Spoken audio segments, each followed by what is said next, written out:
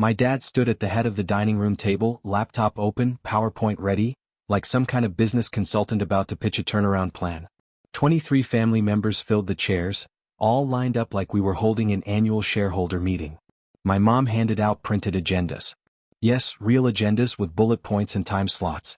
I just stood there in the doorway, clutching the bottle of wine I brought, watching my family attempt an intervention for a business they didn't understand at all.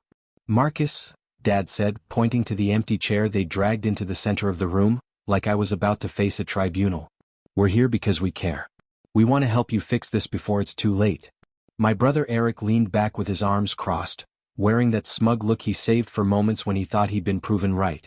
My sister Jennifer had her phone out, thumb hovering, probably ready to live tweet my humiliation. I didn't shout or try to defend myself. I just set the wine down, looked at them and asked, "What exactly do you think needs fixing?" Dad hit the first slide. Stock photo of a sinking ship. Really subtle. "Your company, son. Your failing startup. We've watched you struggle for 5 years. It's time to face facts and let us help you move on to something more stable." I stood there for a few seconds, long enough to catch Jennifer's smirk, Mom's familiar look of disappointment, Eric's little "I told you so" smile. Then I pulled out my phone, opened up the Forbes article that went live that morning and held it up. "Maybe someone should read this first," I said. My cousin Daniel, sitting closest, squinted at the screen and started reading out loud. Marcus Chun, 34, founder and CEO of Next Solutions, named to Forbes 30 Under 30 for his groundbreaking work in AI infrastructure. Company valued at $47 million after a Series B funding round. He trailed off and stared at me. "Wait, this is you?" Silence. Nobody moved. I didn't explain, didn't brag, didn't say another word. I just walked out of the house, got in my car and drove away. A few hours later, my grandfather turned up at my apartment with a banker's box full of paperwork, 34 years of family concern, that looked a whole lot like sabotage. I guess I should have seen the intervention coming. The signs had been there for months. But I'm getting ahead of myself. Let's back up to the morning it all started, because you can't really understand what happened that Sunday without knowing what every Sunday looked like for the last 3 decades. The alarm went off at 5:30, same as always. I rolled out of bed in my tiny Palo Alto apartment, the one bedroom that cost more than most people's mortgages. Worth it though. Close to the office, close to investors, right in the middle of the ecosystem that took my idea and turned it into a $47 million company in 5 years. I'm Marcus Chun. I'm 34 and I built what most entrepreneurs spend their lives chasing. A real tech startup, real revenue, real growth. Series B funding closed 3 weeks ago. That Forbes 30 Under 30 piece was about to go live. Only I knew it was coming. My morning routine was clockwork. Coffee, black, no sugar. 45 minutes of email before my first meeting at 7. I was buried in cap tables when my phone buzzed. Forbes notification. There it was. My face, my company, my story, all crammed into 3 paragraphs that made 5 years of 80-hour weeks look easy. I read it 3 times. Checked Slack. My team had already seen it. The channel was blowing up with congratulations, emojis, GIFs. That wild energy when your people realize the world finally sees what you've built. I should have been elated. Should have called people, spread the news. But all I could think about was my family. They were going to see this. They were going to lose their minds. See, my family has always had their own version of my story, a version where I'm struggling, making bad decisions, wasting my potential, and my startup is obviously failing no matter what I say. They've been writing that script since I told them I was leaving Google 5 years ago. "You're making a mistake," Dad said. "You've got a stable job, good benefits, a clear path. Why throw that away for some risky venture?" I tried to explain about the technology, the market gap, the investors lined up, but they didn't want to hear it. Mom actually cried. "We raised you to be smarter than this," she said, like I was dropping out of high school, not leaving a Fortune 500 job to start something on my own. Eric, my brother, was the loudest. Eric took a job at my dad's accounting firm right after college and never left. 12 years, same desk, same lunch spot, same everything. He never took a risk in his life and honestly he's kind of proud of that. "You'll be back at Google in a year," he said to me once, practically gloating, "begging for your old job, if they'll even take you." I just smiled. I nodded. Then I jumped anyway because I knew something they didn't. I knew this technology actually worked. I knew the market needed it. I knew that if I didn't try, I'd spend the rest of my life trapped by, what if? So I quit. I raised seed money from a VC who saw the vision. I built a team. We started building for real. That was 5 years ago. 5 years of family dinners where my parents drone on about Eric's promotions, or Jennifer's wedding planning, then toss me a half-hearted, "So, is your little startup still going?" 5 years of concern, that's just condescension with a smile. And I let them think I was struggling because it was easier. Easier than explaining what I was actually building. Easier than dealing with their disbelief. Easier than trying to prove myself to people who'd already decided I'd failed before I even started. I grew up in Sortino, California, right in the middle of Silicon Valley. Surrounded by people who turned ideas into empires, and yet my parents? They were accountants. Practical. Risk-averse. Stability first, everything else second. They came from Taiwan in the 80s with engineering degrees and big American dreams. They made it, at least by their standards. A nice house, 2 kids through college, a retirement plan to let them travel eventually. They hit every goal they'd set for themselves, and they expected us to do the same. Get good grades, go to a good school, land a steady job, keep that job, retire with a pension. Step off that path even a little and suddenly you're suspect. That's how my childhood worked. Not reach for the stars expectations. More like invisible walls. I was good at math, so apparently I should be an engineer. Good with computers? Work at a tech company, but don't you dare start one. Too risky. Too much chance of screwing up and embarrassing the family. My parents had run from uncertainty when they left Taiwan. They weren't about to invite it back in through their kids. Eric got that right from the start. He was the easy one. Did what he was told, never questioned why. Majored in accounting just like Dad. Joined the firm after college. Married his college girlfriend at 25. Bought a house in the same neighborhood just a few blocks from our parents. The golden child. The one they bragged about at every family gathering. Eric's so responsible, my mom would say. So mature for his age. He knows what's important, family, stability. The message was clear. I was the opposite. Irresponsible. Immature. Lost just because I wanted something different. Because I asked, what if there's another way? Jennifer. She landed somewhere in the middle. She rebelled a little, majored in art history of all things, but then married a doctor, which somehow made everything okay again. Jennifer's husband is a cardiologist, my mom would announce, like his job validated Jennifer's entire life. As if marrying Will was the best thing she'd ever done. Jennifer and I were close as kids, but when we hit our 20s she started looking at me the way our parents did. Pity, disappointment, like she'd cracked the code for making them proud and couldn't figure out why I hadn't. I did what I was supposed to. Nailed my grades, because in my family, perfection wasn't a celebration, it was just expected. I got into Stanford. My parents just said, "Of course you did. We raised you right." I majored in computer science because I genuinely loved it. The logic, the creativity, the idea that you could build something from nothing. My dad thought it was a waste. Do electrical engineering instead, better job prospects. I ignored him. I dove into CS. I spent my summers at startups, not big companies. Saw founders turn ideas into real products. Watched tiny teams become big ones, watched creation unfold right in front of me. And I knew, I wanted to build, not just maintain. Create, not optimize. Go from 0 to 1, not 100 to 101. After graduation I had offers from Google, Facebook, and a few startups. I picked Google because it was the gold standard, everyone knew it, and I knew my parents would glow with pride. And they did. When I told them I'd accepted the offer, my dad actually hugged me. First real hug in ages. "You did it," he said. "You made the right choice." Honestly, for 3 years life at Google looked great on paper. Solid paycheck, benefits, interesting problems. But deep down I felt like a tiny replaceable part in a giant, well-oiled machine. I wasn't creating anything new. Just keeping the engine running, tweaking things here and there. Quietly I started to feel like I was fading out and nobody around me seemed to notice. Performance reviews? Always glowing. Raises every year. My parents were over the moon. I was miserable. The idea for Next Tech Solutions came from a problem I kept running into at Google. We had world-class AI infrastructure, but it only made sense for Google-sized companies, huge data, endless resources. Smaller businesses? No chance. They couldn't afford it, couldn't figure out how to use it. There was this massive gap, AI tools that were powerful, scalable, and affordable for everyone, not just the giants. So, I started to build something myself. Nights, weekends, whenever I could squeeze it in. My social life evaporated. Relationships fizzled. But I got the prototype working. Filed for patents. Built a pitch deck. Started meeting with VCs over coffee. Then finally I quit. Telling my parents was rough. Sunday dinner, the usual family ritual. Eric and his wife. Jennifer and her husband. My mom made her famous dumplings. Everything felt normal until I dropped the news. I have something to tell you. I'm leaving Google. I'm starting my own company. The room froze. My mom's chopsticks hung in the air. My dad turned bright red, the kind of red that means he's biting down his anger. What do you mean starting a company? He clipped out each word. I tried to explain, laid out the idea, the tech, the market, the investors who wanted in. I thought if I talked in numbers and projections they'd get it. They didn't. This is insane, my dad snapped. You have a job at Google.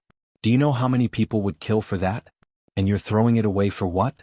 Some Steve Jobs fantasy? My mom started crying. Not even to me, she looked at my dad and said, "Where did we go wrong?"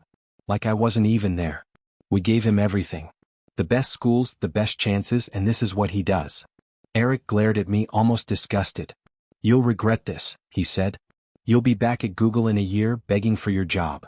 Jennifer just looked down at her plate, probably embarrassed to be related to me, embarrassed that I was about to become the family disaster.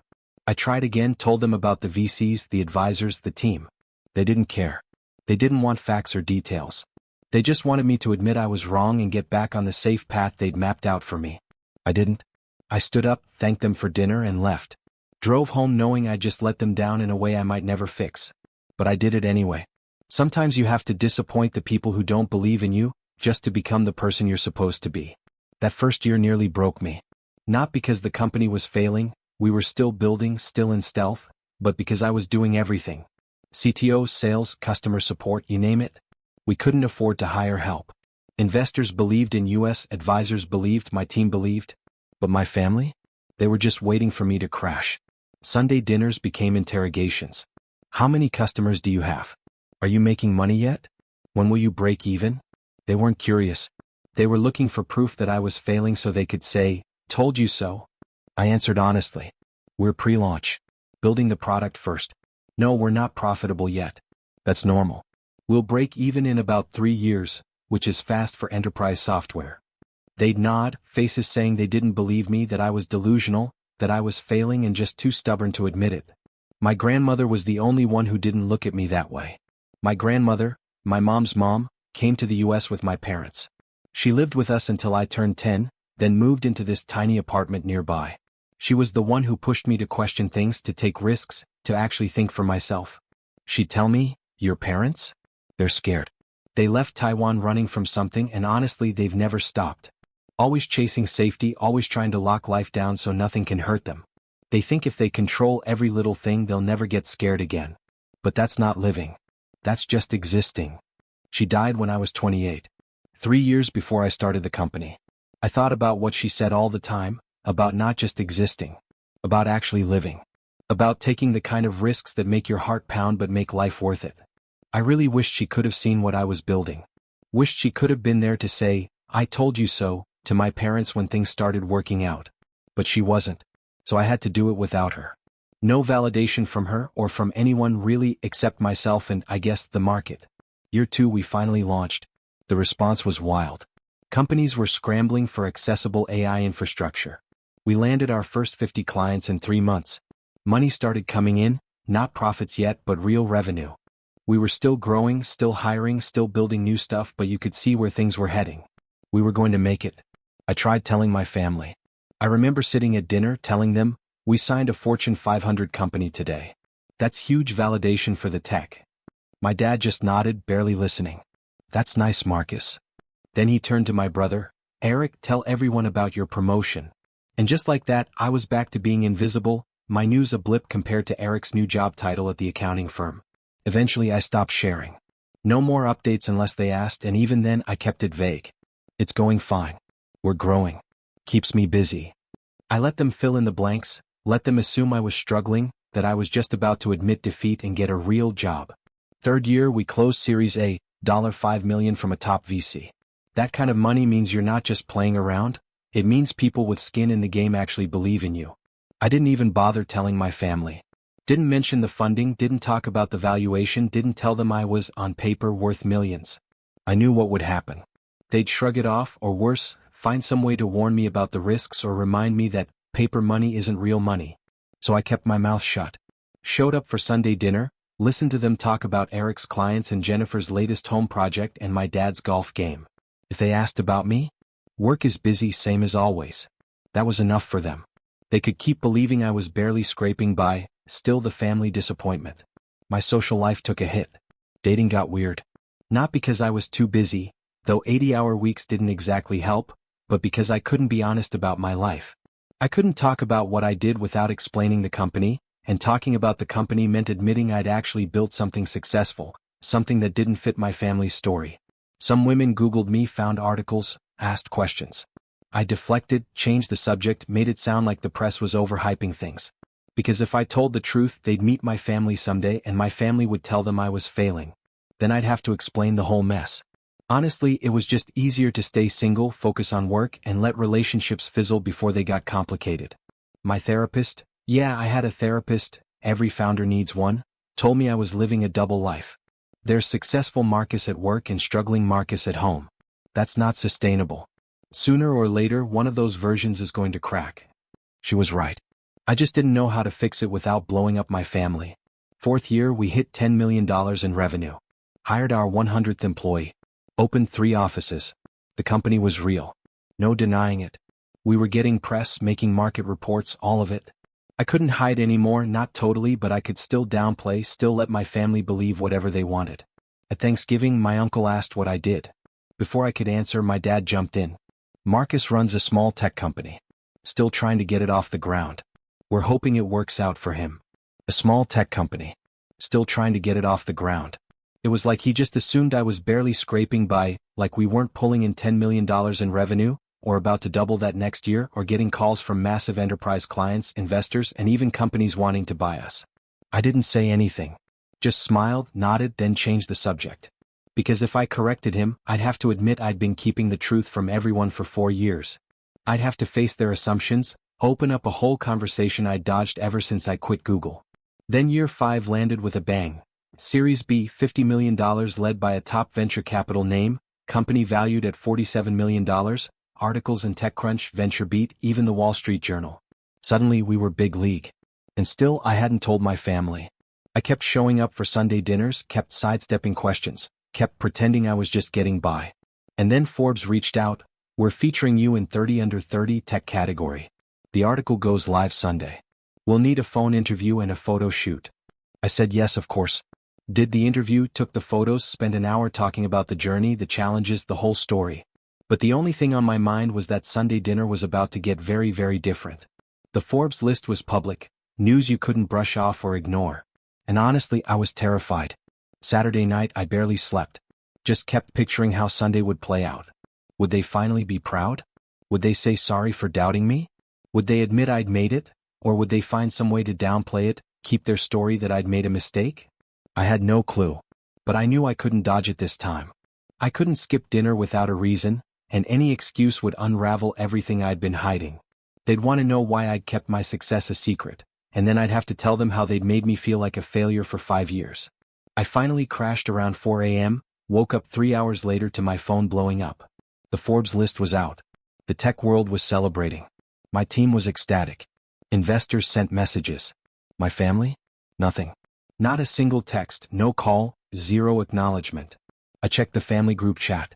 They were talking about what time to show up for dinner, joking about my dad's cooking, planning who'd bring dessert. My name in Forbes didn't even register, or if it did, nobody said a word. I almost didn't go. Thought about texting that I was sick, or had some work emergency, anything to avoid the scene. But I went. Because I wanted to see their faces when they found out. I wanted them to realize they'd been wrong about me for 5 years. I wanted that moment. So I showered, threw on jeans and a button-down, grabbed a bottle of wine, and drove out to my parents' place in Certino, the same house where I'd been told again and again that I was making a mistake, where I'd been doubted and dismissed for half a decade. I was about to walk in as a Forbes 30 under 30 honoree CEO of a $47 million company, someone who'd proved them wrong. And honestly, I had no idea how it would go. I parked, sat in the driveway for 5 minutes, reminded myself I'd earned this. I deserved to hold my head up. Then I grabbed the wine and walked inside. The house smelled like my mom's cooking, garlic, ginger, soy sauce. The smell of home, even though home hadn't felt like home for years. I heard voices from the dining room. Laughter, that usual Sunday chaos. I walked in expecting the normal scene. People scattered around, conversations everywhere, kids running wild. But instead, there were rows of chairs, all facing a single empty chair in the center. My dad sat at the head with his laptop open. My mom had printed packets laid out. Eric had his arms folded. Jennifer was ready with her phone. 23 people all lined up like a board meeting. And every single one of them looked straight at me. Not surprised, just waiting. "Marcus," my dad said. "Good. You're here. Have a seat. We need to talk." I stared at the empty chair, the setup, the handouts. "What is this?" I asked. My mom stood up, put her hand on my arm, gave me that worried look she's perfected. "We're staging an intervention, sweetheart. For your business. We know you've been struggling. We know you're too proud to ask for help, but we're family. We're here to help you fix this before it's too late. An intervention. For my business. My successful, growing, Series B funded, Forbes-featured business. They'd brought the whole family together to save me from a failure that didn't even exist." I stood there, wine glass in hand, staring at 23 faces all twisted with worry and pity. And it hit me they had no clue. Not one of them had seen the Forbes article. They hadn't Googled my company in years. Honestly, they didn't know the first thing about what I'd built. They were stuck in this old story they made up 5 years ago and never bothered to update. And now, here they were, the whole family, staging an intervention like it was some kind of gift. "Have a seat," my dad said again, this time with that tone he gets when he's not taking no for an answer. I glanced at the empty chair, the PowerPoint loaded and ready, my brother's smug grin, my sister's face full of pity. And right then, something inside me snapped. I'd been bending for 5 years, just taking it, and suddenly I couldn't anymore. "So what exactly do you think needs fixing?" I asked. My voice was steady. Too steady. The kind of calm that only comes before everything explodes. My dad clicked to the first slide. Stock photo of a sinking ship. "Your company, son. Your failing startup. We've watched you struggle for 5 years. No steady income, all this stress, the obsession. It's not healthy. It's time to face reality. Startups fail 90% of the time. There's no shame in that. The shame is refusing to accept it and move on." Next slide, a neat list of stable careers. Places I should apply. Google would probably take you back if you spun it right. Or Apple, Microsoft, any of the big ones would be lucky to have you. You just need to admit it didn't work out. I stared at the list. They thought I should beg these companies to hire me, while I was CEO of a company worth more than most of their houses put together.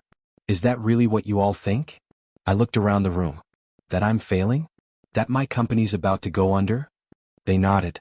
Some mumbled, "We just want what's best for you," my mom said. "We want you to be happy, stable, successful. Like Eric. Like Eric. The guy who made a fraction of what I did, who never risked anything, but was considered successful because he followed the path they approved." I could have explained, told them about the revenue, the funding, the Forbes feature, walked them through 5 years of growth and wins. But I didn't. They didn't deserve it. They didn't deserve to know what I'd built while they sat around waiting for me to crash and burn. So I pulled out my phone, opened the Forbes article, held it up for my cousin Daniel. "Maybe read this first," I said. Daniel squinted, started reading out loud. "Marcus Chun, 34, founder and CEO of Next Solutions, named to Forbes 30 under 30 for groundbreaking work in AI infrastructure. Company valued at $47 million after a Series B, revolutionizing how small and medium businesses access enterprise AI technology." He stopped, stared at me, back at the phone. "Wait, this is you? Your company?" The room went dead silent. You could hear the hallway clock ticking. Someone's phone buzzed, nobody moved. My dad's face went from red to ghostly white. Mom had her hand over her mouth. Eric actually leaned forward, arms uncrossed, like he couldn't believe what he was seeing. "47 million?" my sister said, barely above a whisper. "Your company's worth $47 million? I just looked at my dad, his PowerPoint on my failing business, his list of jobs I should chase. 5 years of doubt and dismissals and disappointment, all packed into one moment. "I brought wine," I said, setting the bottle on the sideboard, "but I'm not staying for dinner." I headed for the door. My mom called after me. "Marcus, wait. We didn't know. Why didn't you tell us?" I turned, faced the whole room, the people who came to fix me, to save me from myself, to talk me into quitting the thing I built while they just doubted. "I tried," I said. "For 5 years I tried. You just didn't want to listen. You wanted me to fail. You needed it because if I succeeded you'd be wrong, about the risks, about the path, about me. And you couldn't handle being wrong, so you decided I was failing and never bothered to check if your story was true. I left. Walked out of that house, got in my car, drove home with my hands shaking on the wheel. Not from fear. From rage. 5 years of anger finally breaking through. I'd spent half a decade letting them believe I was failing, shielding their feelings, avoiding fights. And what did they do with that? They planned an intervention. Gathered the family. Turned their concern into a performance just for the chance to say, "We told you so." I got home to my overpriced one-bedroom, a place that cost more than my parents' mortgage just because it was Palo Alto and they were stuck out in Certino. I poured a drink but left it half-finished. Instead, I just stood at the window looking out at all those city lights and the office towers where other founders were probably grinding away, chasing dreams their own families didn't get either. My phone wouldn't stop buzzing. Text from everyone who'd been at the intervention. "Why didn't you tell us? We had no idea. Congrats on Forbes. Can we talk?" I ignored them all. Didn't want their congratulations, didn't want their apologies. I didn't want anything from people who tried to talk me out of the best thing I'd ever done. Around 11 there was a knock at my door. I almost didn't answer, figured it was Mom or Eric or someone else ready with excuses or explanations. Still I checked the peephole. My grandfather stood there, my dad's dad, the only grandparent I had left. He looked exhausted, holding a battered banker's box, eyes worn out from too much life. I opened the door. "Grandpa? What are you doing here?" He didn't say anything at first, just walked past me and set the box on my dining table. Then he looked at me, his face heavy. "I came as soon as your grandmother told me what happened," he said. My grandmother had been gone a decade. He meant her memory or spirit or whatever people mean when they talk about the dead watching out for us. I let it slide. I waited for him to explain. "I should have come sooner," he said. "Should have told you years ago. But I promised your grandmother I'd wait. Let your parents have their chance to do right by you, to support you the way they should. They didn't. Tonight proved they never will. So I'm telling you now. Everything." He opened the box and started pulling out old papers, documents with seals, letters in my grandmother's handwriting. "Your grandmother had a brother," he said. "Thomas. He was brilliant, an engineer. Started one of the first semiconductor companies in Taiwan back in the 60s. Built it from nothing. Worth millions in the end. Then he died, heart attack, just 42. Left everything to your grandmother. She was supposed to get the company, the money, all of it. But your grandfather, my father, wouldn't let her. Said it wasn't right for a woman to run a business. Said he'd manage it for her. Ran it into the ground in 2 years. Lost everything. Your grandmother never forgave him or herself for trusting him." He slid a will across the table. "Thomas Chance. Everything left to his sister, my grandmother. When she came to America with your parents, she made them promise something. Swore that if you or Eric ever wanted to start a business, they'd support you no matter what. She'd seen what happens when family kills ambition. She made them swear they wouldn't do to you what happened to her." I flipped through the will, reading about assets, inheritance, the company my great-uncle built and my great-grandfather destroyed. "They broke their promise," Grandpa said. "The moment you told them you were starting a company, they broke it. And I kept quiet because I thought maybe they'd come around, maybe they'd remember what they promised. But they didn't. They doubled down. Told themselves you were failing because that was easier than admitting they were wrong. And tonight they tried to drag the whole family into it." He pulled out more papers. Letters between my grandmother and my parents, written before I was born. "Your grandmother left you money. Not a fortune, $50,000. It was supposed to go to you when you turned 25. College, a house, starting a business, whatever you needed." Her will spelled it out. "Your parents were the executors. They were supposed to give it to you with a letter explaining about her brother, about what happens when family doesn't support each other." My chest tightened. "I never got any money when I turned 25, I said. Grandpa nodded, jaw tight. "I know. Because they didn't give it to you. They used it for Eric's down payment. Told themselves you had a good job at Google, that you didn't need it. Eric was starting a family, needed the help more. They told themselves it's what your grandmother would have wanted. But it wasn't.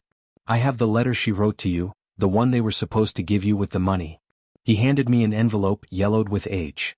My name in my grandmother's careful handwriting, "For Marcus on his 25th birthday." I couldn't open it. Not yet. Not with my grandfather sitting right there, watching. Not while I was still trying to wrap my head around the fact that my parents had stolen my inheritance and handed it to my brother. They did it out of fear. That's what my grandfather said. He told me, Your father grew up watching his mother grieve over what she'd lost. He saw her resent his grandfather for destroying it. He took all that in. Decided risk was the enemy, that only stability could keep you safe. So when you chose risk, you became everything he was afraid of, everything his own grandfather had been. He tried to stop you, tried to make you quit. When you didn't, he convinced himself you were failing. Because the truth, that you were succeeding where his grandfather failed, was just too much for him. I stared at the box in front of me. Full of documents, proof of broken promises, stolen money, family betrayal dressed up as concern. Why are you telling me this now? I asked. My grandfather sat down heavy in my chair and said, because you deserve the truth. Your grandmother would want you to know. What happened tonight was inexcusable. And now you need to decide what comes next. Do you want them in your life? Can you forgive them? Can you even build a relationship with people who've spent 5 years waiting for you to fall on your face? I sat there in my expensive apartment with my grandfather and a box full of secrets. The Forbes article was still open on my phone, a reminder that I'd made it. Despite their doubts, their sabotage, the inheritance they stole, the support they kept from me, I built something worth $47 million. Made the Forbes 30 under 30 list. Proved that risk doesn't always end in disaster. Sometimes it gets you exactly what you hoped for. But I didn't feel like celebrating. The people who should have been proud spent the night trying to talk me into quitting. And the grandmother who tried to protect me, she died believing her family would keep their promise, that they'd learned from her brother's story, that they'd support me instead of sabotaging me. She was wrong. I held the proof in my hands. A letter she wrote 15 years ago, one I was only reading now because my parents decided I didn't deserve my own inheritance. Read the letter, my grandfather said quietly. Then decide. So I opened the envelope. Pulled out the pages covered in her handwriting and started to read. Dear Marcus, if you're reading this, you're 25. An adult. Standing at the beginning of the life you choose, not the one someone else picked for you. I want to tell you about my brother, your great-uncle Thomas. You never met him. He died before you were born, but his life shaped your father's and so it shaped yours. Thomas was brilliant, funny, ambitious in ways that made people uneasy. He looked at the world and saw possibilities everyone else missed. In the 1960s, when Taiwan was still finding its feet after the war, Thomas saw the future in technology. He started a semiconductor company. People thought he was nuts, too risky, too expensive, doomed to fail. He did it anyway. And it worked. By 40, he'd built something worth millions, given hundreds of people jobs, helped modernize Taiwan's economy. By any measure, he was a success. Then he died. Heart attack. Sudden. Devastating. He left everything to me. I was his only sibling. He wanted me to keep going, to take what he built and make it bigger. I wanted to. God, I wanted to. But my father, your great-grandfather, said no. Said it wasn't right for a woman. Said he'd manage it for me. I trusted him. I was young, I was grieving, I didn't know how to fight him, so I let him take control. Within 2 years, the company was gone. Not sold. Not passed on. Gone. Dissolved because of bad decisions, poor management, and pride that couldn't admit a mistake. Everything Thomas built, everything he left me to protect, destroyed because family chose fear over trust. I stopped reading and looked at my grandfather. He nodded. Keep going, he said. So I did. I'm telling you all this because I don't want you to make my mistake. I don't want you to let fear, yours or anyone else's, keep you from taking risks, from building things, from being ambitious in ways that unsettle people. You'll meet people who tell you to play it safe, who warn you about failure, who try to convince you that stability matters more than purpose. Some of those people will be family. People who love you but don't get you. People who want you safe more than they want you happy. Don't listen to them, Marcus. Don't let their fear limit you. If you want to start a business, start it. If you want to take a risk, just do it. If you want to build something, even if it might fall apart, go ahead and build it. The only way you truly lose is if you never try at all. Thomas understood that. I only figured it out when it was too late. That's why I'm giving you this money, so you have choices. When a door opens, you won't have to worry about money holding you back. Use it however you need. If you put it toward a business, know that wherever I end up, I'll be cheering you on, believing in you every step. Your parents promised me they'd back you if you ever wanted to create something. I hope they keep their word. I hope they learned from what happened to Thomas and me. But if they don't, if fear wins out again, remember this. You don't need their permission. You don't need their help. What you need is your own belief, your own guts, your own stubborn hope that risking failure is worth chasing something great. And you have that, Marcus. I've seen it in you since you were a little kid. The questions you ask, the way you dream up possibilities, the way you never just take the easy road. That's not a flaw. That's your talent. Don't let anyone tell you different. I love you, I believe in you, and I'm so proud of the man you're becoming. Happy 25th birthday, sweetheart. Make it count. All my love, Grandma Chin. I sat there holding her letter, reading it over and over, half expecting to turn and see her sitting beside me, telling me what I'd needed to hear for years. I wasn't crazy. Taking risks isn't foolish. Building something even if it might not work isn't irresponsible. I was right and they were wrong, and I didn't need their approval to know it. But I wanted it anyway. For 5 years I'd been hoping they'd finally see what I was doing, be proud, maybe even say sorry. I kept waiting for something that was never coming. They couldn't admit they'd made a mistake. Couldn't admit they broke their promise to my grandmother. Couldn't face the fact that they'd sabotaged me just like their grandfather did to her. Owning up to that would mean they'd have to see what they did, what they took, what they ruined by choosing fear instead of trust. So they just dug in deeper.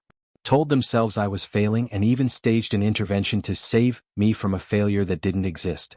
Anything to keep their story of being right. "What are you going to do?" my grandfather asked.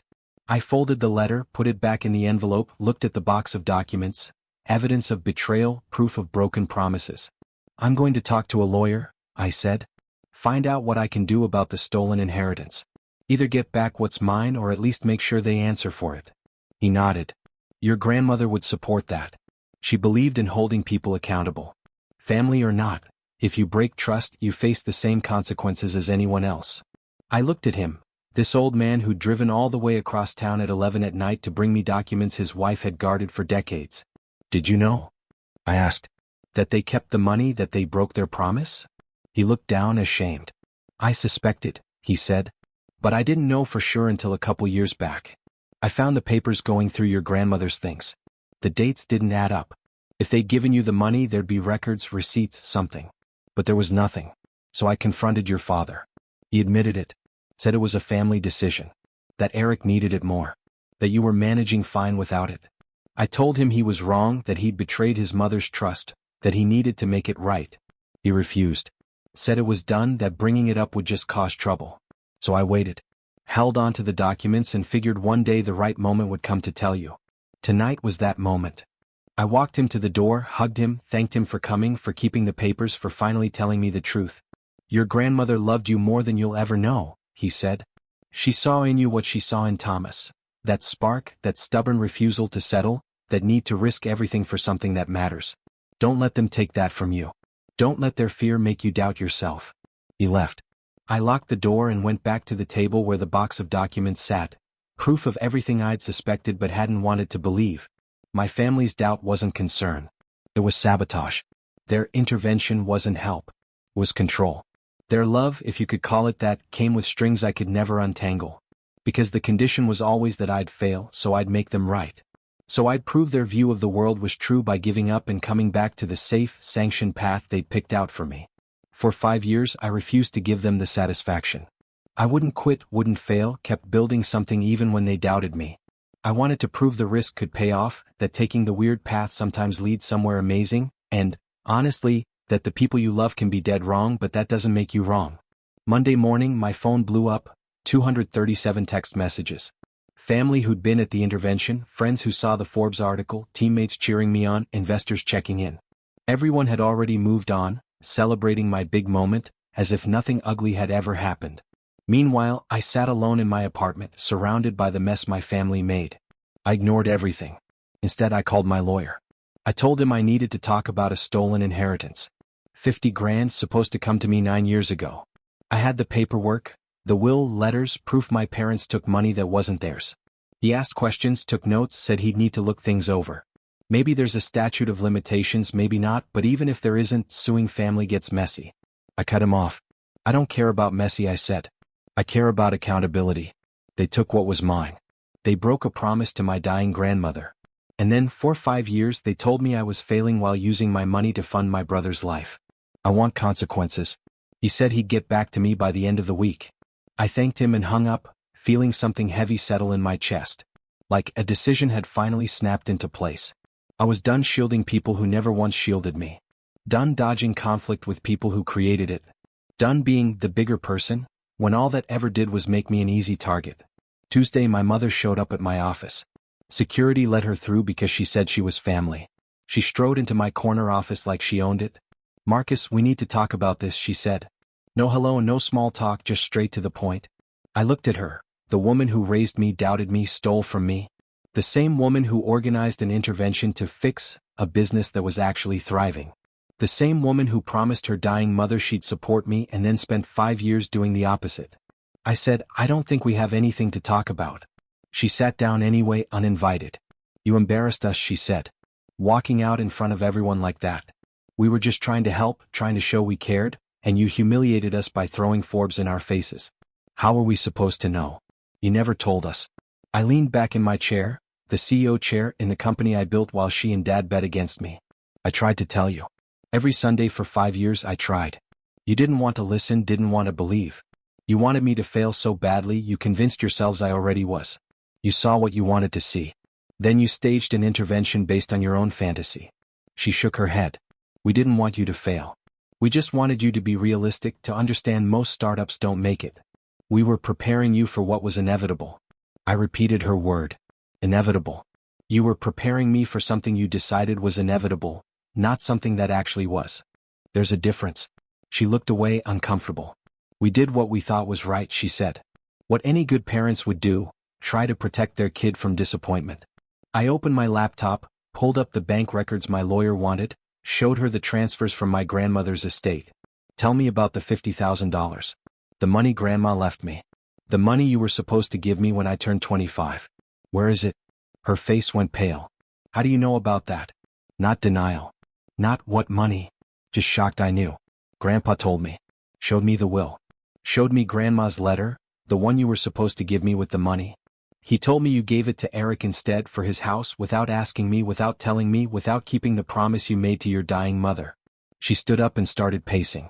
"That money, Marcus, we made a family decision. Eric was starting his life. He needed help. You had a good job. You didn't need it. We thought it was the right choice." I closed my laptop. "You thought it was the right choice to take my inheritance and give it to my brother, then watch me struggle for 9 years to start a company, knowing I could have used that money, knowing it was meant for exactly that. And you said nothing. Did nothing. Let me believe I was alone." She started crying. "We didn't think of it as stealing. We thought of it as redistributing, as doing what was best for the family." I stood up. "I'm going to ask you to leave now," I said. "Look, I'm telling you to hire a lawyer because mine already looked at everything and he says I can sue for the full amount plus interest. That's $83,000 now. I'm filing by the end of the week." The way she stared at me, like I'd slapped her. "You're going to sue us? Your own parents? Over money?" I just walked to the door and opened it. "You stole from me. You broke the promise you made to Mom when she was dying. You spent 5 years waiting for me to fail. Even tried to stage an intervention to make me quit. The best thing I ever did, and you tried to talk me out of it. Yeah, I'm going to sue you. Because accountability matters. And you've dodged it long enough." She left in tears. Probably went straight to my dad. Probably told him I was being unreasonable, dramatic, tearing the family apart over money. But honestly, it wasn't about the money. It was about the principle, the broken promise, the years they spent trying to sabotage me. That intervention just showed me how little they understood or respected me. The money was just proof, a number attached to years of disappointment. On Wednesday, my dad called. I didn't answer. He left a voicemail. "Marcus, this is ridiculous. You can't sue your own family. We made a mistake. We're sorry.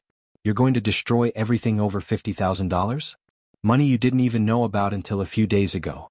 Think about what you're doing. Think about your mother. This is killing her." I didn't call back. Thursday, Eric showed up. Slipped past security just like Mom had. "Family always gets through. You need to stop this," he said. "You're tearing everything apart. Because we had an intervention? Because we cared about you? Grow up, Marcus. Not everything revolves around you." I looked at my brother. The guy who lived in the house I'd accidentally paid for. The guy who judged me for taking risks while he took handouts. 5 years convinced I was failing, probably feeling great about it. "Did you know about the inheritance?" I asked. He paused. "Way too long. Did you know the down payment for your house came from money Grandma left to me? That Mom and Dad took my inheritance and gave it to you?" He shifted, uncomfortable. "They didn't steal it. They reallocated it. Family resources for family needs. I needed help. You didn't. That's it." I laughed. "Couldn't help it.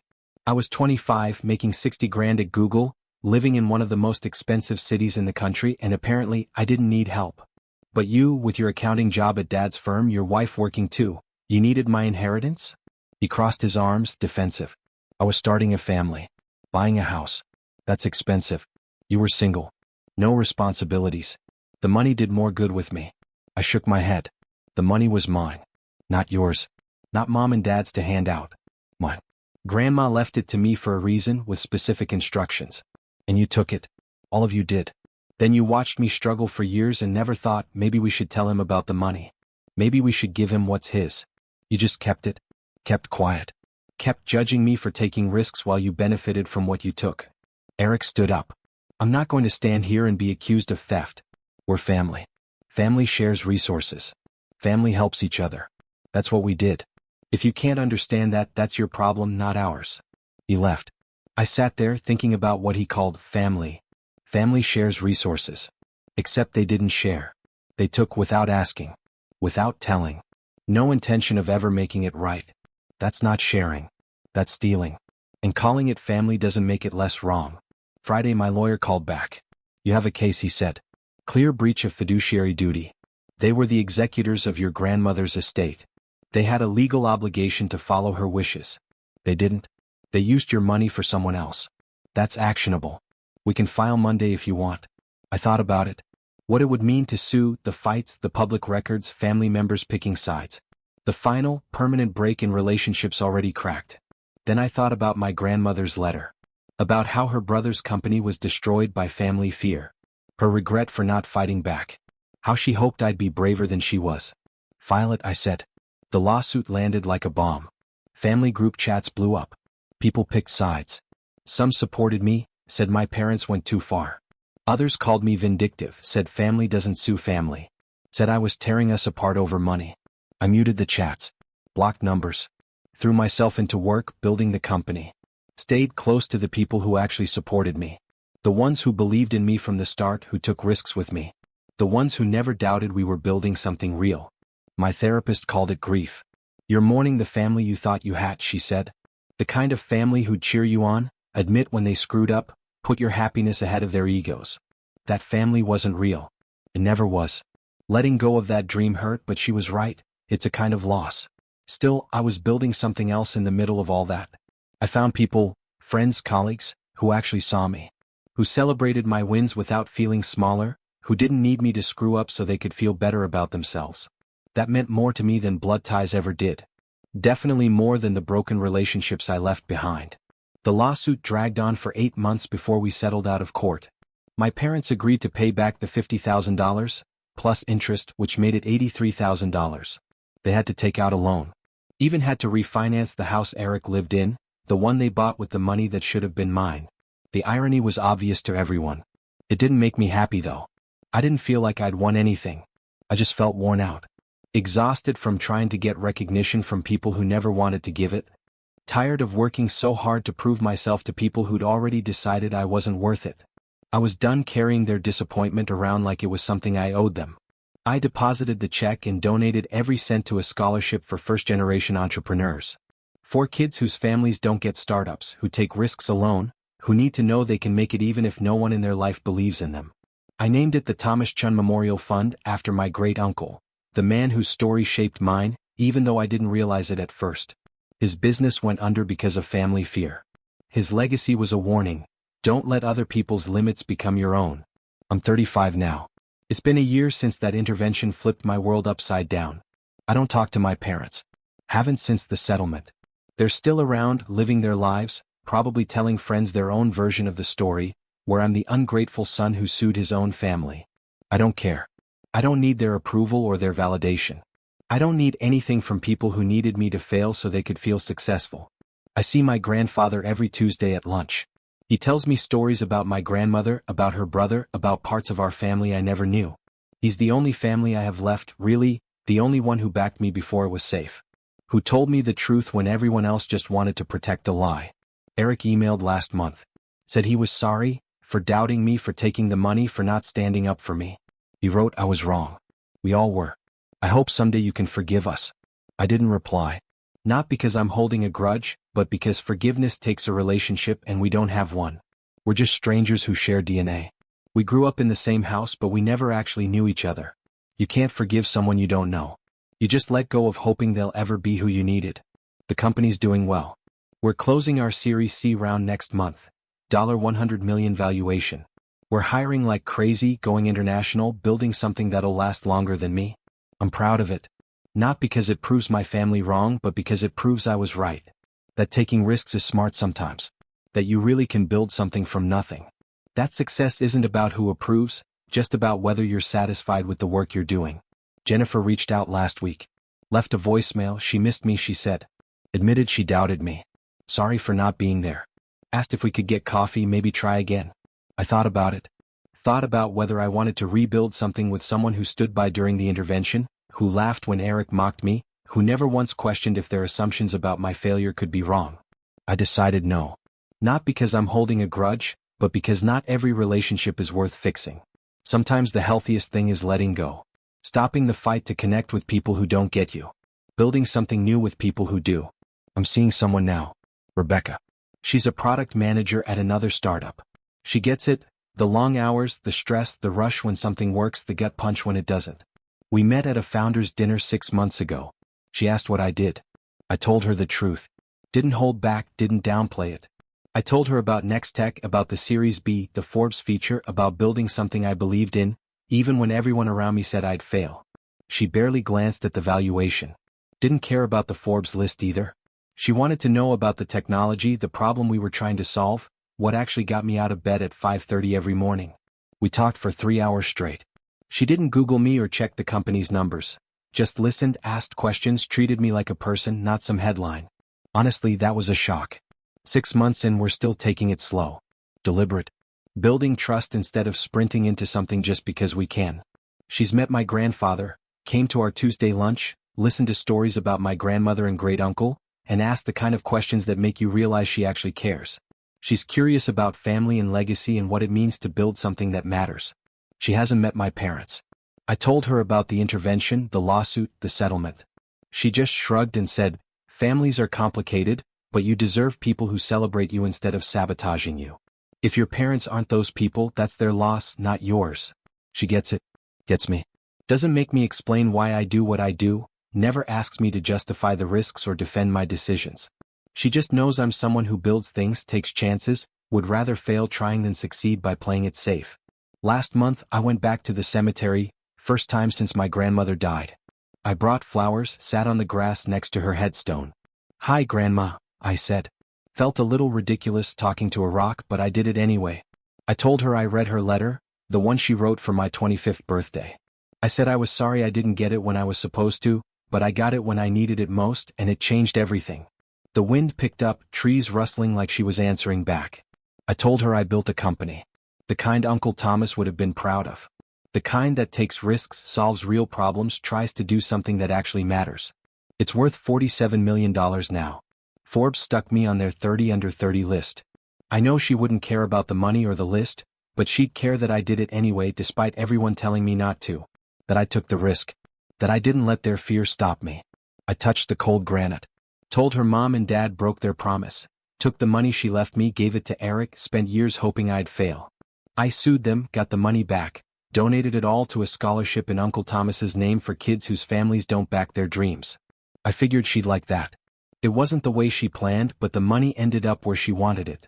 I sat there for an hour talking to her about the company, the lawsuit, my grandfather's lunches, Rebecca, and the life I was building without my parents in it. I told her I forgave them, not because they deserved it, but because holding on to all that anger was exhausting. I needed that energy for better things. For building. For loving the people who actually love me back. For being the person she always thought I could be. So I let it go, the anger, the disappointment, the wish that things had been different. Let it all go. And honestly, it felt like breathing for the first time in 35 years. I stood up, brushed the grass off my jeans, and looked at her stone one last time. "Thank you," I whispered. "For the letter. For believing in me. For trying to protect me even after you were gone. For showing me what family's supposed to be. I'm sorry you didn't get to see what I built, but I built it partly for you. Partly for Uncle Thomas. Partly to prove that sometimes the risk is worth it. That sometimes the people who doubt you are just wrong.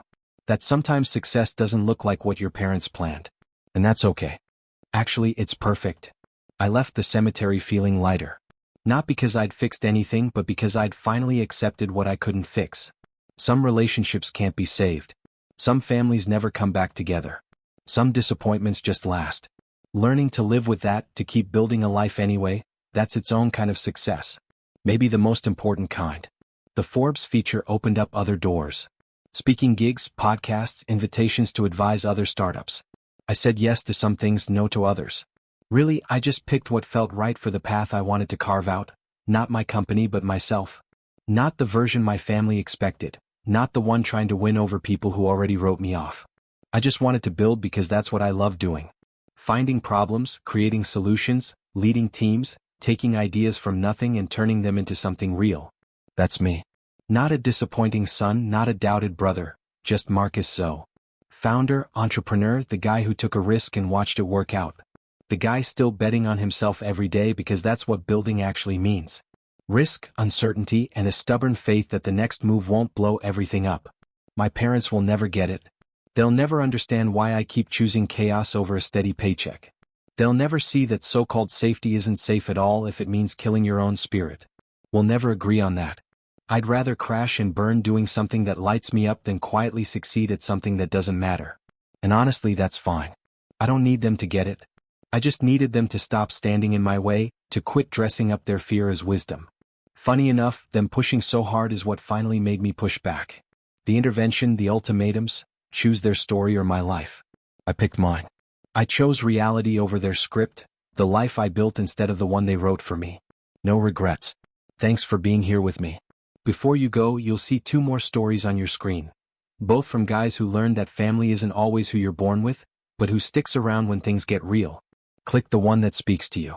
And if you want to join a community that gets what it means to be the outsider, hit that bell. I'll see you tomorrow. Remember, your story matters, even if someone else tried to erase it.